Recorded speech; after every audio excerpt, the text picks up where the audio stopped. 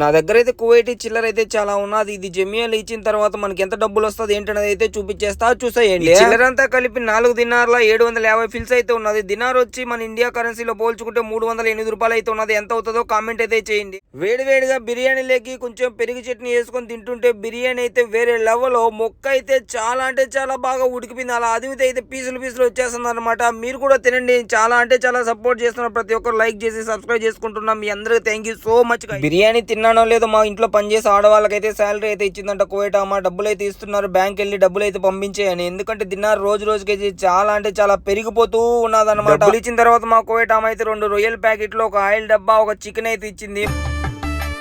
Kuwait వాళ్ళు shopping వచ్చి చాలా రోజులు అయిపోయింది. ఈ రోజు అవినీస్ మాల్ కి అయితే వచ్చాము. ఇక్కడ చూస్తే రోడ్లన్నీ ప్రశాంతంగా ఉన్నాయి. ఏ ట్రాఫిక్ లేదు, ఏం లేదు. చాలా హ్యాపీగా ఉంది. నాకు కూడా ట్రాఫిక్ లేకుండా ఉన్న తల్లికి వీడియో ఎలా అనిపించిందో కామెంట్ చేసి లైక్ చేసి సబ్స్క్రైబ్ అయితే చేసుకోండి. నా వీడియోలు మీ దాకా అయితే వస్తాయి.